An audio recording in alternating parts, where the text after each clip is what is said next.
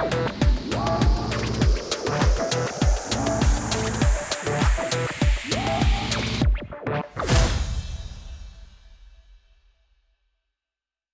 everybody, and welcome to, I don't know, episode 30 something, I think, now of the Time for Impact podcast. I've stopped counting, and those of you who are regular listeners with us, I've stopped numbering them on the podcast list as well. But it doesn't matter. We're here and we're still going. And as always, we're bringing you innovative, forward-thinking guests from right across the world of volunteering and volunteerism.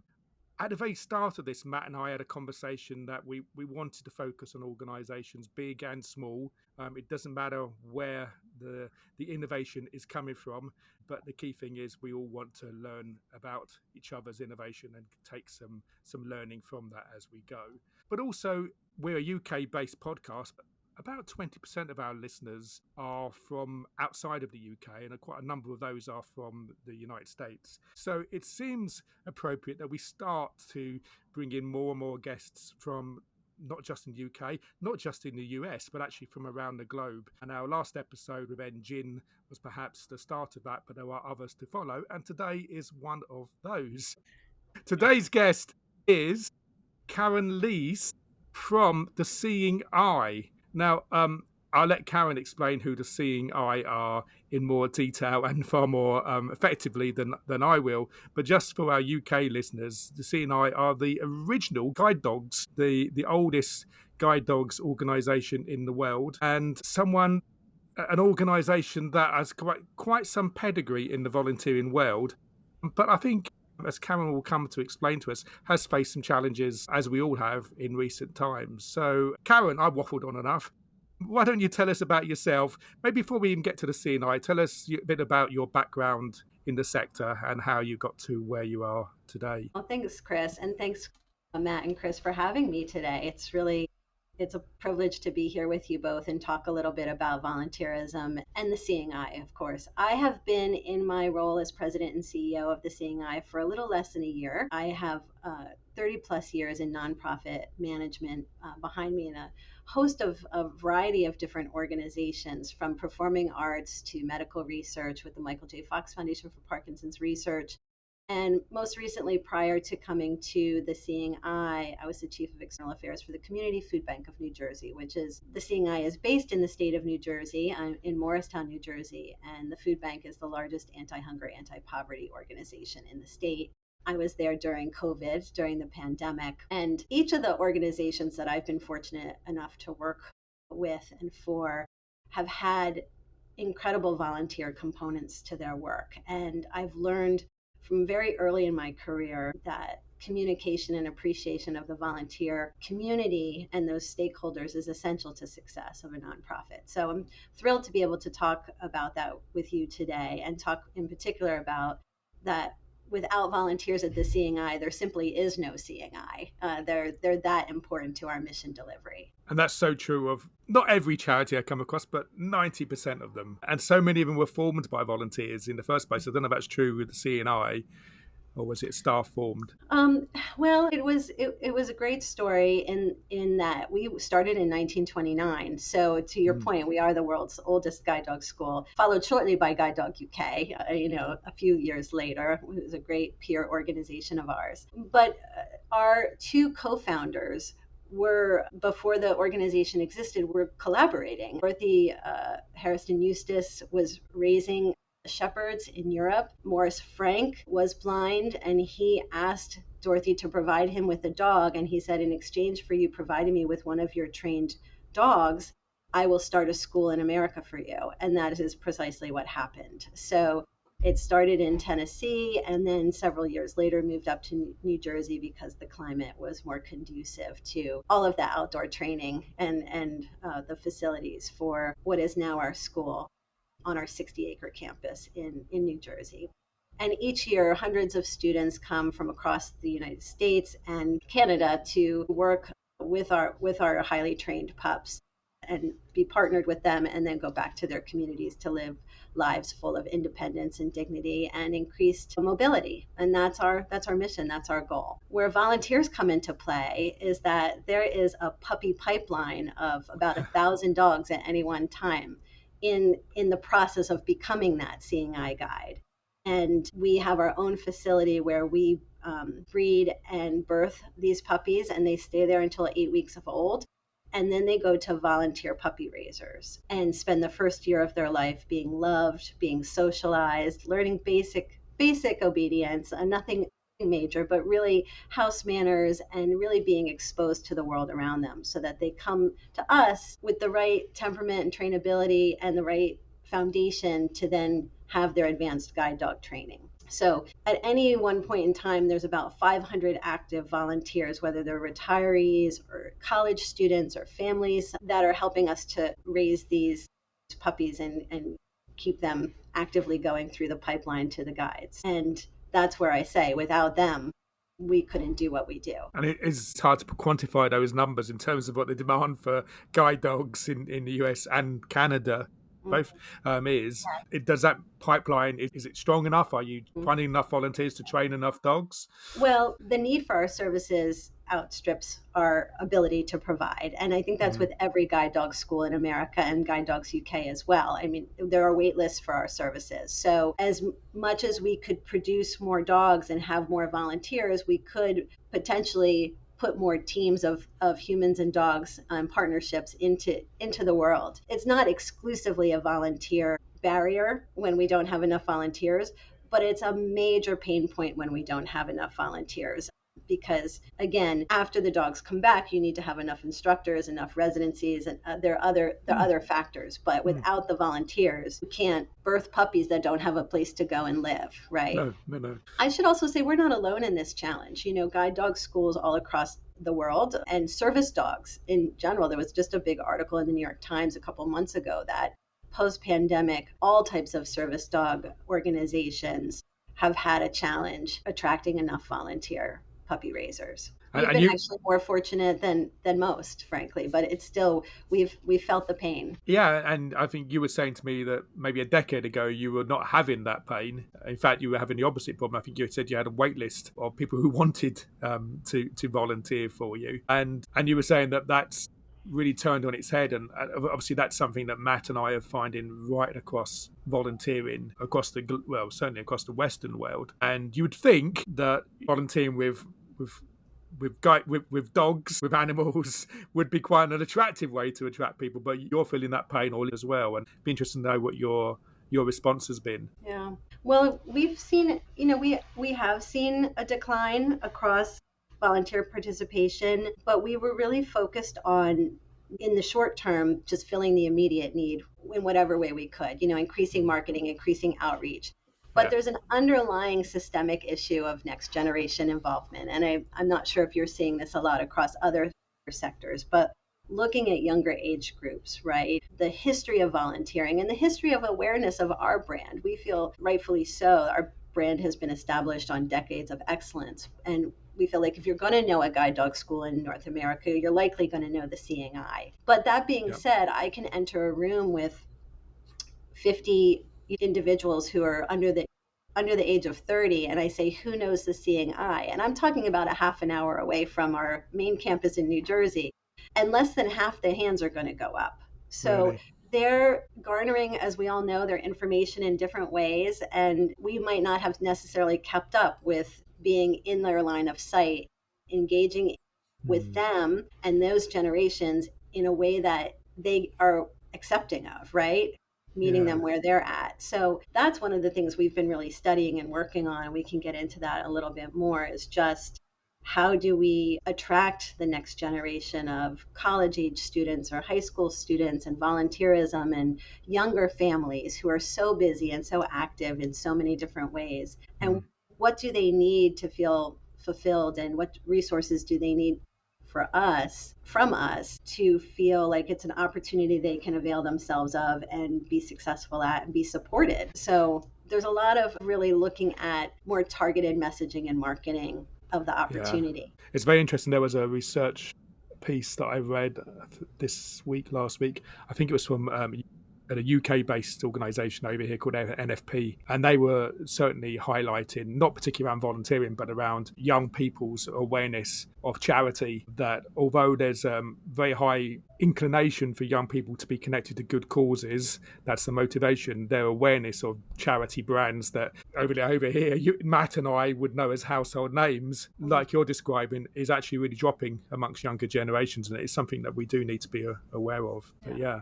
So anyway, understanding their emotional motivation, right? It's really different. I think historically, when, like you said, when the Seeing Eye had a wait list of individuals and families, there was just a generational commitment to that partnership, whether it was through another organization that was very popular and it's in the agricultural community in America called 4-H. And there was a natural 4-H Seeing Eye partnership with puppy raising. And we have still to this day are really fortunate that we have a lot of multi-generation, grandmother, mother, child, generational puppy raisers. But to reach new and attract new families or new younger people, understanding their emotional motivations and their life stage necessities and speaking to them rather than just presenting, here's what we need from you, right? It's a little bit of it's a shift. It's a culture shift and a shift in thinking that the organization is going through and is happy to embrace and sees it paying off in short order, which is a wonderful thing. Karen, I was interested in the context of the conversation we had that Seeing Eye was started in 1929, right? A very different world. Presumably the people who came around to start the Seeing Eye at that point in time and were the first sort of volunteers in that context. This was something that was really important to them, and it was a real kind of societal challenge they were looking to address, or maybe an opportunity they were looking to capitalize on. But the world was very different. And I wonder if some of this challenge is, what do younger people think about the world now and the problems that are in front of them, and therefore how they want to mobilize and prioritize the things that they see. And for some people that will be the connections in their family and the generations and the experience that they have, but I guess for others maybe they're taking a view of what's going on around them. They've got the climate crisis, they've got poverty, they've got financial problems, they've got wars in the world. Yes, it's really different times. You're absolutely right, and much more complex in many ways, and media infused in ways that weren't when we were founded. Our founders and the first several decades were all of those students and graduates and instructors and trainers and donors. They were all pioneers. It was before there was even an American Disabilities Act, right? But that's only 35 years old, and we're 96 years old. So they were doing and breaking ground and breaking barriers in different ways that were hyper local, right? And now things are global, and it is a different environment. But I think that's honestly an opportunity for us as an organization to show our national and Canadian impact and show how our work goes broader, but say that you can, as one individual, have a very hyper local, immediate, direct impact to someone's life, right? And find real meaning in that. Like we've found through, looking at these different generations and trying to assess what motivates them, that college-age students want to give back. They want that puppy to succeed. They want that dog that they're raising to be matched and go out into the world. And they really take strong pride when their dog does get matched and go into the world. And they want to be part of a community that is a real in-person community of some sort. They just may not know how to access that without us planting those breadcrumbs, and bringing them there. I think there's a sense of being overwhelmed sometimes by the world we live in these days and all of the various issues, and doing some very not so insignificant, because it is a pretty significant commitment to say, I'm going to take this dog and raise it for the first year of its life and then give it to someone who needs that dog. I may want this dog, but someone else needs that dog. And to do that really can empower you to feel that change that you're making in the world when sometimes you feel incapable of affecting change otherwise. Yeah, we're always taught that, or at least the media tries to teach us, I think, that we're all kind of helpless in facing the adversity that's going on in the world. Actually, yeah, volunteering is one of the few ways where you can actually take some control and actually make a meaningful difference rather than sitting back and consuming the solutions or having the solutions provided for you by government, all of which are important. But actually, we as citizens have got a part to play, and I think that's something really strong around volunteering, isn't it? It is. And even 2 decades ago or 15 years ago, when I was at the Michael J. Fox Foundation for Parkinson's Research and we founded Team Fox, that was addressing people who felt powerless or lack of control in a different way, because it's about medical research and what can you do? You're not the researcher, right? You're not able to do that, but you can get involved and provide advocacy and engagement and fundraise and bring your community together in support of a cause. Again, providing opportunities, big or small, for people to make a difference in the world, I think is needed more than ever. And I imagine, I'm trying to put myself in the shoes of a young person, which is no easy feat. But I can imagine, well, actually not just young people, to be honest with you. Somebody, loves animals, really wants to help blind people. All that makes sense. But actually, it could use the word daunting. It could be quite daunting to think, well, actually, have I got the skills, the time, the dedication to look after a puppy? I'm working full time. I'm at school for universities full time. I've got other pressures. Maybe I'm working 2 jobs. Yeah. How do I make a difference? How do I think actually the CNI is an organisation there where I can actually fruitfully play that citizen role? Yeah, and that's why we have puppy club communities, and we found them really invaluable. Each volunteer is part of a geographic hub, and they come together either once a month or twice a month and support each other. If you're going on vacation or you have a final exams coming up, you have other people there who can puppy sit your puppy or take it for you. We provide financial resources, so especially young families and college-age students or people who may want to do it but don't maybe have the financial capacity to pay for that. We do all the dog food, we pay for all the vet bills. We try and take away any kind of restriction or barrier to that volunteerism that we can possibly do. But that community, that puppy club, we call it puppy club, they're geographically located. We have 36 of them in our service area for puppy raising. But that's really important too, as many people are isolated with fully remote work environments, or they're isolated with just working a lot and not having the same social interactions that they once did. That puppy club provides a really nice community of people for not only socializing the dog, but actually person in face, real time socializing with other like-minded people as well. And community is usually that key to holding people together, not just in the short term, but building long-term affinity in an organisation. Matt and I often talk about the sort of shared purpose of volunteering in an organisation. We think it's obvious, but sometimes it needs some shaping. Yeah. But actually, community is often really key to bringing people together. But presumably, you've got quite a mixture of age groups, social demographics, etc. How do you make sure that all sort of gels together nicely? Because presumably people want different things. Yes. It's got to be a broad church, I guess. Yeah, no, it's very similar. I think one of the things we've been doing and assessing, and again, really looking at, is trying to encourage younger generations, right? So 60% of our puppy raisers are currently either recent retirees, empty nesters, people who have more time, more capacity, more resources to take on that role. So again, what do younger families need? What do younger people need from us to be successful? Do they need more flexibility? Do they need, instead of committing to a year, this is part of that change, right? Like not a whole revolution, but just evolving with the times.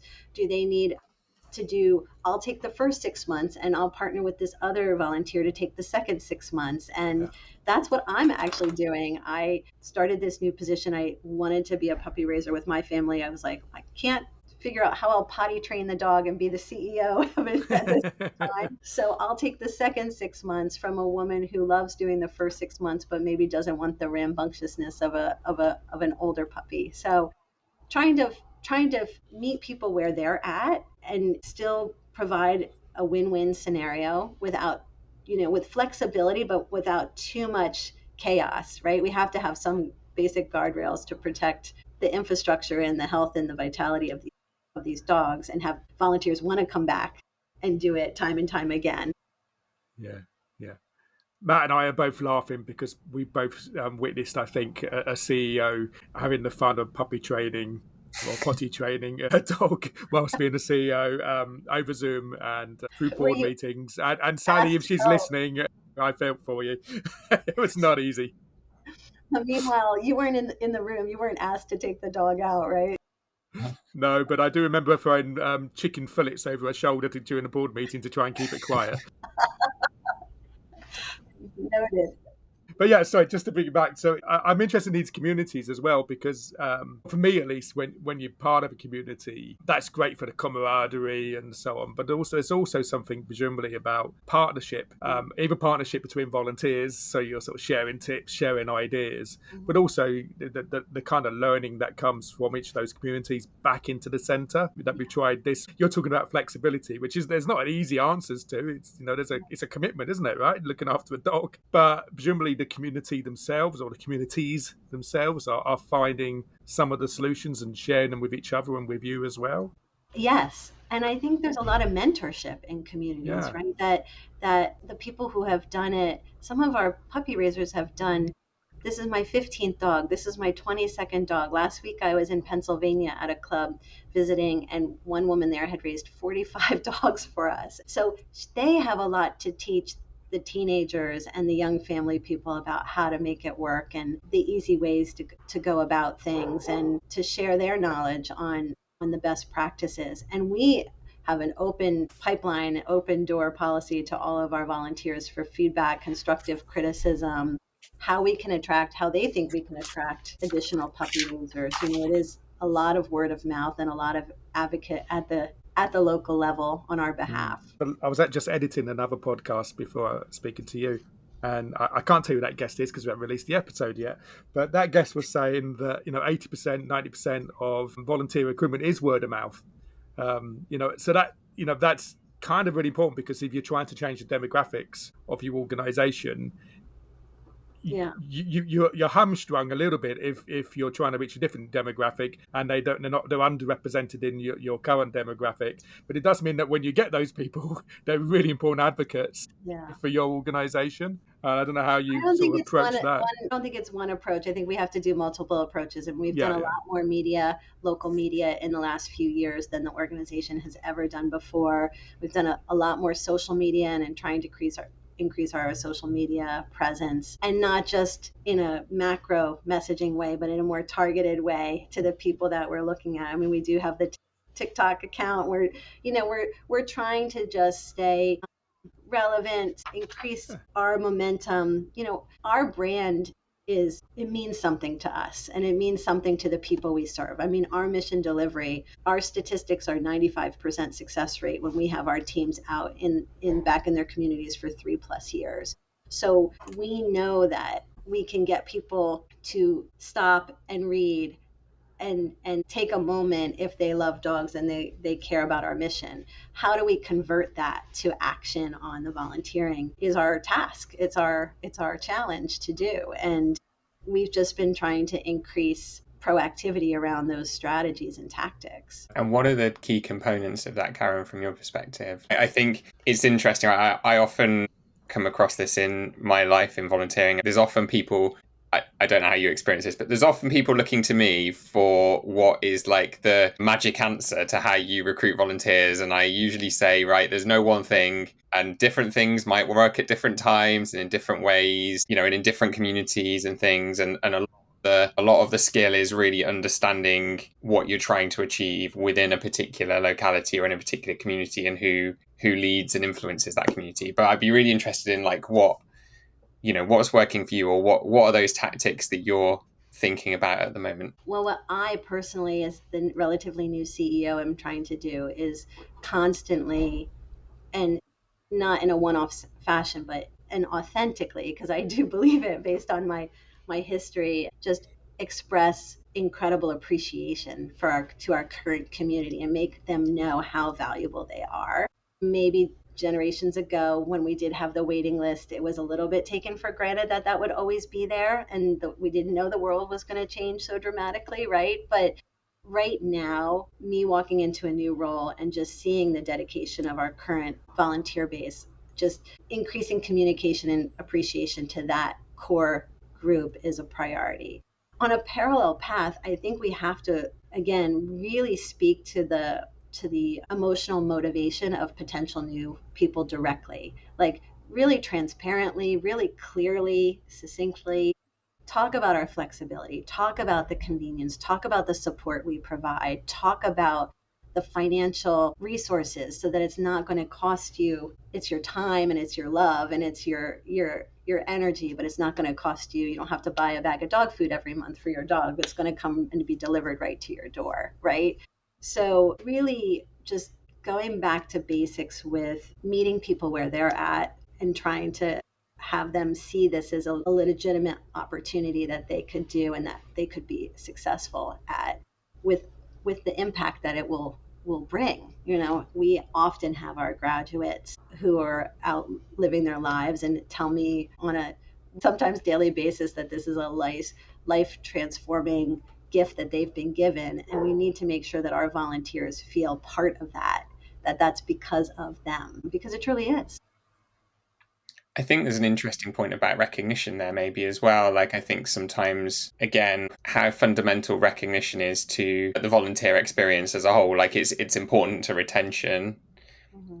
I sense what I'm hearing from you is like it's also really important for attraction and recruitment, because if the current volunteer base are feeling valued, appreciated, they're making impact, they're going to be great advocates, and that's one of the key ways that more people are going to get involved. Is that fair? Yeah, definitely. I also think with our family units, with our parents who want to provide exposure to a charitable opportunity to their children and you show that and illustrate that through life, they are also learning to train dogs. They're learning something. They're curious. Their families are learning something. They're doing something together as a family that matters. Everyone, the number one question that comes to the Seeing Eye about volunteering as a puppy raiser is, I could never give that dog up, right? Like, my kids are going to fall in love with that dog. Well, yes, they are. But young people, kids and parents alike, are really resilient and understand, like, if you start the whole conversation in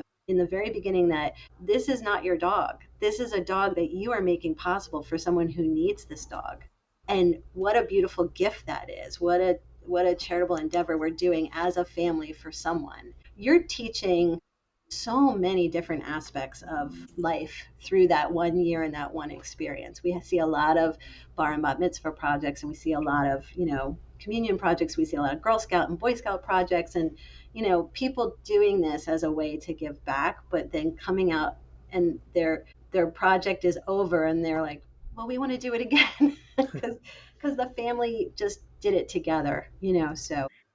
It feels like there's a really key value proposition there potentially as well about being able to do this as a family. Yeah. And I think we've had the guests on the podcast that are very focused on family volunteering, but I would say seeing that as almost like a unique selling point, certainly in many of the sort of kind of contexts that I see, it's not that common, and that's quite exciting, like a really cool opportunity. I agree. Yeah, I mean, we often actually come across, and I do my consulting world as well, organisations that are struggling to attract young families, for the very fact that actually having a young family can be a barrier to volunteering, because a lot of volunteering opportunities don't allow you to bring your family along.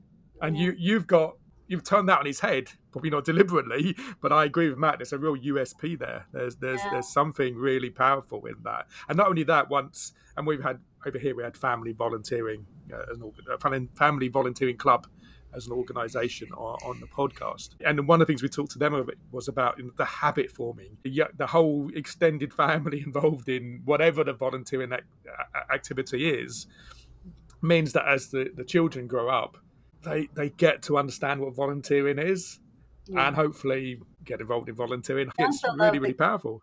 The kids have such, it's really clear cut in their mind. They don't lay a ton of we call it human emotion on on the whole process, because they know they have it for a certain amount of time, and then they talk about the dog going off to college, meaning coming back here to the Seeing Eye for training is their equivalent of the dogs going off to college. And we've heard these parents tell the story about the last day before the dog comes back, and them saying, okay, Johnny and Sally, the dog is going off to college, and they're like, do a great job, you're going to be great, like, and then off they go to school, and that's it, right? It's Yeah, nice. It's a beautiful thing. Everyone wants that success. I'm assuming they get updates on how the dog's doing. Oh, absolutely. Yeah. Absolutely. Yeah. So when they're assigned a trainer, they get photos, and they hear along the pipeline all the way up to the match. Yeah. And if the dog isn't meant to be a Seeing Eye dog for whatever reason, that puppy raising family or individual has the first right to adopt that dog back. They're the first right of refusal on adoption for whatever reason. If you don't mind, I want to go back to one thing it was on the outside of our conversation, because I came up through nonprofit fundraising, right? So raising dollars for the cause. And volunteerism is an equal gift of time and energy. And many volunteers are also financial donors, as we all know. But one of the things that was really instilled in me very early in my career was to be a good listener, and to listen to what the donor, what motivated them, and what they were looking to achieve, and what they were hoping to get from their philanthropy in terms of moving their heart or the recognition or whatever was going to drive that gift, and then help make that connection to the nonprofit, right? Help make that connection to the cause. Volunteerism is absolutely no different in my mind. It's really just listening, understanding what that person is hoping to achieve, whether it's the family trying to inspire charity in their children, or the college student hoping to see that dog, out in the world and have that dog's success be their success, and then message back to them that can be possible here, and that could be possible at any nonprofit service dog organization. Yeah, absolutely. And I guess the other parallel with fundraising sometimes is a sort of lifetime supporter journey. A good fundraising team will have a supporter journey where they move donors on so they keep hopefully giving more money, or at least giving regular money, and get involved in maybe community fundraising as well as giving money, etc. And actually, it's something around presumably volunteering, and in your world there will be times when people just physically can't raise a puppy, but that doesn't mean that their affinity to your organization or to the cause disappears, or that their inclination to get involved and give their time to you disappears. Then I think it's, well, what else can I do other than be a puppy raiser? That's right. At whatever point I am in my life cycle, in my relationship with your organization, how does that work at the Seeing Eye? And that's absolutely right. I think if they have to step back from raising a full time, or need more flexibility, we have puppy sitters, so they can be those people who take the dogs on vacation or during holidays, or if need be. There's other volunteer opportunities at the Seeing Eye that are here on campus or virtual, that don't involve actually raising a puppy, although that's more traditional in scope for nonprofit or social media or other volunteer tasks around campus. Although we might be, again, unusual with some of our volunteers, like dishing out the dog food and the meals for the dogs in the kennels, which we have. But no, I think you're right. It's important to maintain communication, appreciation, engagement with your volunteers, and hopefully they do also become donors. Or we have a lot of our puppy raisers leave us in their wills and estates because they care so deeply about the future of the organization and its legacy and their commitment to us. So the relationships run really, really deep over time. Yeah. You mentioned earlier on social media, for instance. You're absolutely right. We want to reach different demographics, especially younger demographics. Social media is increasingly important. And actually, it seems to me a space that's not used enough by charities for volunteer equipment, but that's a whole other conversation. But you'll have presumably volunteers who can't do work with puppies at any particular time, but actually presumably could tell stories for you on social media, on podcasts, on blogs, Right, on YouTube, right? wherever it might be, or in their local community, of course. And actually, there's that sort of telling story element. Whereas if somebody's got a good affinity to your cause, I also think us as charities, one of our jobs is to just sort of gently, not even guide people to it, but provide opportunities or space so that they know that they can do those kind of roles as well. And of course, fundraising too. I totally agree. You want to keep people engaged and have a inventory of opportunities so that when people's lives change, you can help. Oh, there we go. Help change with it. So, it's only appropriate a puppy wants to join the conversation, isn't it? Point, right? What's his or her name? Her name is Remy, and she's under the desk. We'll see if it can bring her out at the end. Nice. Well, she's very welcome. Yeah. So you did some work with, I don't know if we've talked about this really, but you managed to get Boston Consulting Group to give you pro bono, free of charge support, which in itself is volunteering, is it not? It is, definitely. They're a very generous organization with their community service, with all of the branches, across the country. And we were really lucky to have a member of their New Jersey office, a managing director who I had known in my previous role, but also was already involved here as a friend of the Seeing Eye, and said, when she heard I was entering this position, said, "What can I do to help?" And we met a few times, and I talked about next generational engagement, right? Because we really do want to redefine the brand and prepare for the future and make sure our pipeline is really healthy at every stage, every generation. And that's going to take some extra work. So I really wanted to work with them because we have amazing colleagues here. We provided them an opportunity to partner with the BCG team, who are really strategic. Their analytical expertise is second to none, and they often think in ways that we just simply don't have the time or energy or capacity to do with respect to analysis. They did a lot of benchmarking for us with other organizations, including Guide Dogs UK, but other organizations, both in the specific guide dog community, but also in the broader service dog community.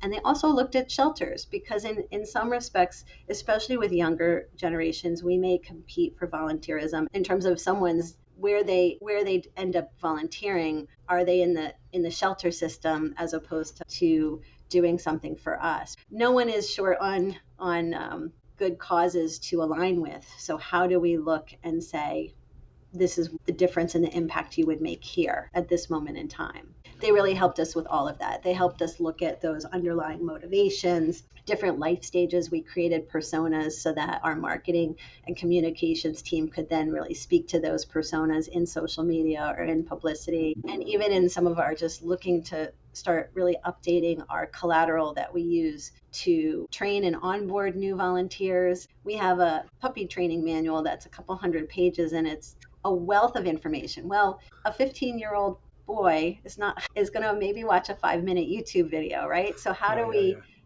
we start making those transitions, just not only in the recruitment but in the actual engagement of those desired demographics? We know about 20% of our current puppy raisers are under the age of 30, the college market. And then another 20 or so percent are those families. And then the 60% are kind of the empty nester retirees. We just want to shift. We want to keep attracting the retirees and the empty nesters that, of course, not for them, but we want to shift those percentages a bit just to get the other two up a little higher. Yeah. And I'm willing to guess that the empty nesters don't want to read the 200-page document either. So it's a win-win, I think. Totally agree. It feels like the investment you're making and some of the things you're uncovering, there's some quite specific generational things which are important for your marketing strategy and your approach, but there might be just some stuff across the board, which is everyone wants things to be easier, everyone wants things to be more efficient, everyone wants 100%. Everyone wants to get stuff now, right? And it seems like applying both of those two things at the same time could be really powerful for you, like some direct marketing for the right people and some like, how do we just make this easier for everyone across the board? Sounds like a really useful approach to me. I couldn't have said it better. That's absolutely right.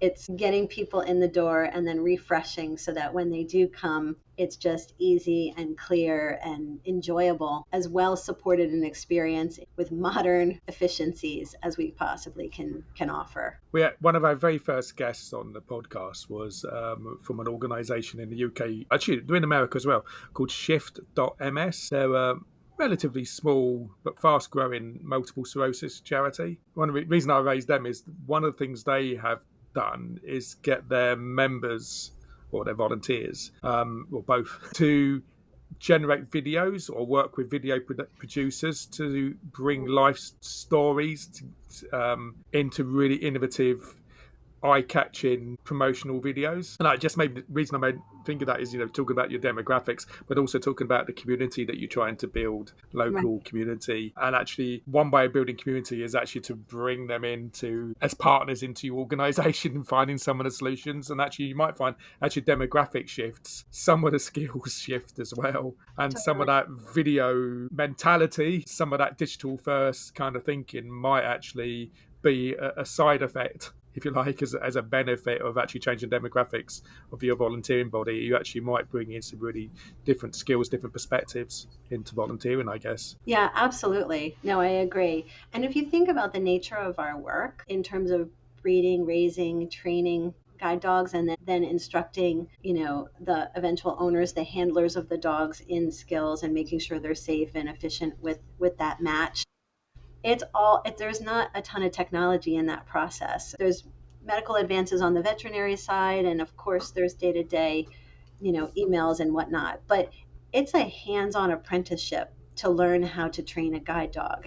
So this organization hasn't necessarily had to embrace technology in the way other nonprofits may have had. But on the marketing and communication side, we have had over the summer dozens of young people coming to the school to get their very first guide dog before they go off on their college experience. How incredible to tell that story to the college students that are raising those dogs, and using video and using testimonials and using technology to make those relationships so immediate and transparent and emotional and real, for the people that are on both sides of that equation. So we've come a long way in the last couple of years with regard to that, but I think there's so many other opportunities to keep building on it. And obviously you mentioned Boston Consulting, but for me that's the reason I said earlier on, that's volunteering. I don't know if you was thinking of it in that way, but we have so many conversations about corporate volunteering, which is about digging a field, planting a garden, painting a shed. All of these things are important, don't get me wrong, but actually the things that excite me around corporate volunteering is when you can bring the unique insights and skills that someone like Boston Consulting brings in that world. But it could be one of your young volunteers, your young family volunteers works for a video marketing agency. It could be a very small boutique agency. Could they come along and help you in that sphere? I think that's where I think sometimes that's fertile ground for us as charities to think about how do we move the skills-based volunteer agenda on. I think there's a lot more that we can do. It's encouraging a culture where people stop and find out those skills, right? Sometimes you're so busy on the day-to-day that you're having conversations, you don't even know that one of your donors' grandchildren runs a video company in Chicago. So when you stop and ask and hear those things, to just not just keep going, but to really seize on that moment and say, oh my goodness, do you think that person would help the seeing eye? Like, could we talk to them? Yeah. But that's community, isn't it? Communities hear those things. If you're just one-way communication, you don't. But that's what I was going to say. I think is like I think engaging corporates or engaging businesses in that way is I think there's a shift we might need to make there, which is these organizations are part of the community. And it takes me back a little bit to the conversation we were having earlier about pioneers and innovation. And it strikes me there's a real opportunity in the world, right? For these kind of organizations to there's a mantle there. We need that next, we need a new set of innovation. If we see corporates and businesses as part of that community, there might be, there might be a role for them in helping activate and drive some of that innovation. We want their IT teams, we want their leadership approaches, we want their time and their skills and their energy and their ability to solve problems in partnership with us as part of a community. Absolutely. We don't want them to just, sometimes we want them to paint fences, but there's so much more. There's so much more than that we could access if we change our mindset around that. After you do our strategic project, you'll paint the fence after, right? Yeah. I totally agree. And I think oftentimes corporate see nonprofits coming and they think the handout is asking for the check. So yes. I think often they're very pleasantly surprised when you're asking for advice and counsel and thought partnership and skills, lending of skills and lending of intellect.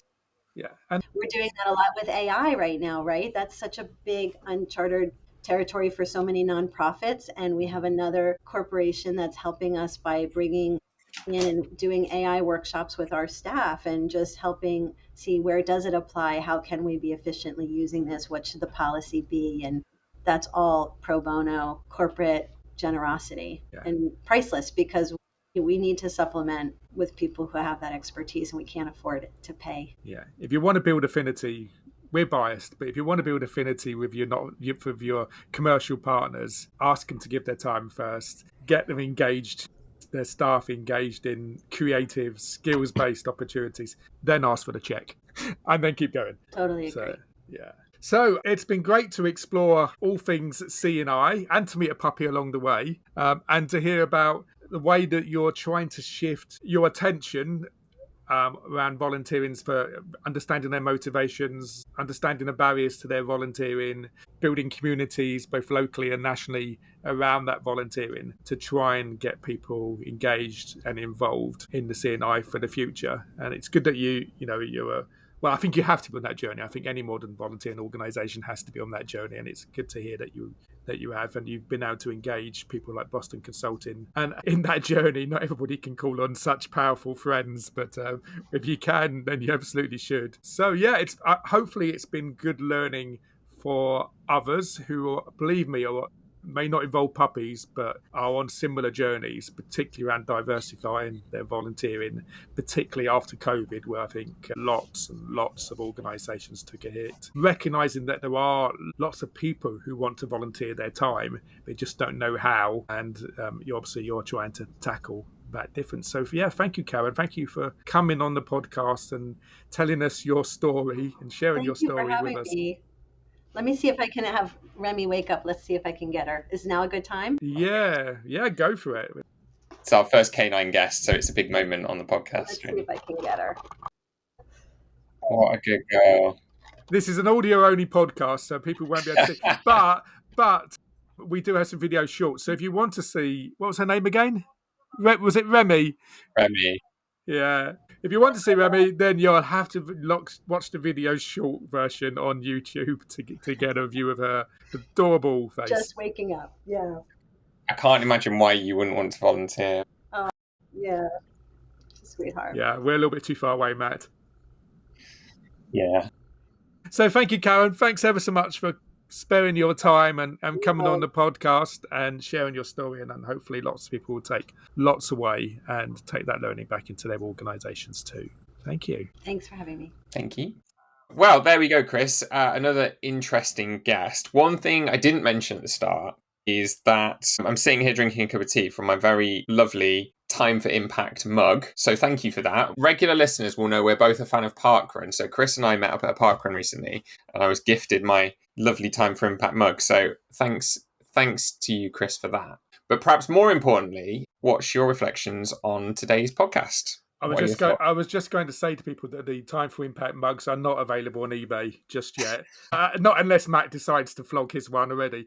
We've not got merch available yet. No, merch isn't available. No, I thought today was, for me, one of the reflections was sitting here in the UK, just reflecting how similar the story Karen was telling us about the C&I in the US is to a lot of the stories and the conversations I have the other side of the Atlantic. We are all for some time have been struggling with the conundrum accelerated by COVID about how do we reach new audiences? How do we recognise that sole reliance on the old civic core of retirees is not going to be enough in the future, and that we need our volunteering to be attractive to, in particular, younger generations and wider population, and that we're all on that journey to consider new marketing approaches, flexibility in volunteering, different ways of communicating. And Karen has been on that journey, found some solutions.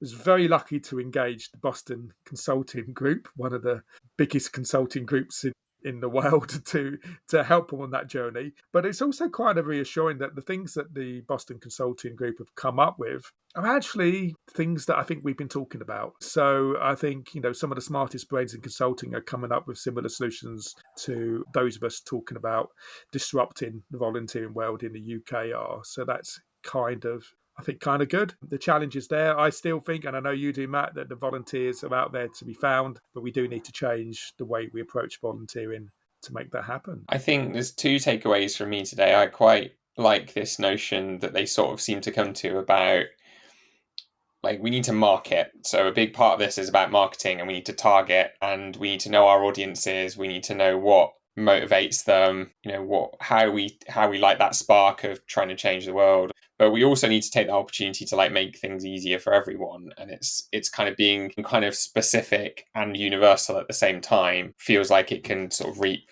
big rewards for everyone. The other thing I think I'm going to take away from today, and I know I should do this more, you just spend more time looking at volunteerism around the world. One of the things that I was struck by how similar the story is. I'm sort of slightly ashamed to say I haven't heard of the Seeing Eye before this podcast, but I haven't been looking for them either. And I think one of the things I'm going to challenge myself to do perhaps is try and look beyond the UK. It's easy as someone in the UK to think, hey, we're doing a lot of this. There's a sort of national context here, and there is.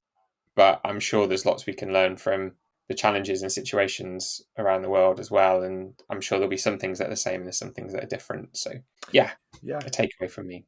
I also wanted to give a plug to IARVE, who, of course, every 2 years run an international volunteering conference usually in a different continent. So if you're in an organisation that has the budget for a little bit of travel, the next one is next year in Saudi Arabia, Riyadh. So check it out. I mean, it's a good opportunity to get to hear from volunteering from all around the globe. And I think you're right, absolutely right, Matt. We do tend to be quite UK-centric or even Western-centric in our thinking in volunteering. And I, for one, am going to do my best to get out to Riyadh, and I want to hear what's happening in Asia. I want to hear what's happening in Africa. I want to hear what's happening in the States and beyond. So, and in Arabia, I hope. So I think it's really important that we keep our horizons open. So I think that's it for another episode, Matt. I think it is. Thank you very much. I'm going to go and have another cup of tea in my Time for Impact mug. Likewise. Take care. See ya. Bye.